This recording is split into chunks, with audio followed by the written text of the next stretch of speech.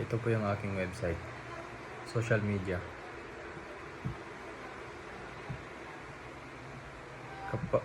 Kapag magla-login ka po, dito po. Gagawa po muna tayo ng account. Kapag gagawa ka ng account, dito lang po isusulat yung full name, saka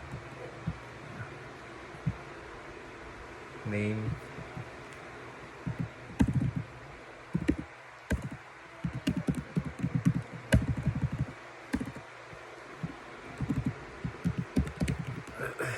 password, at saka confirm password.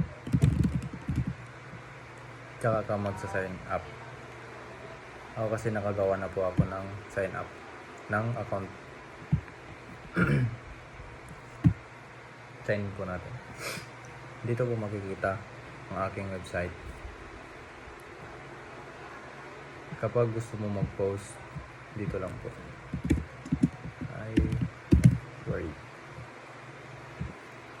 Yan po. Dito na po lalabas. And pwede mo heart at saka mag-comment and share. Dito naman po ay ang message, inbox, tsaka notifications at settings. Yun lang po. And dito rin kapag magla-logout ka. Yun lang po. Thank you.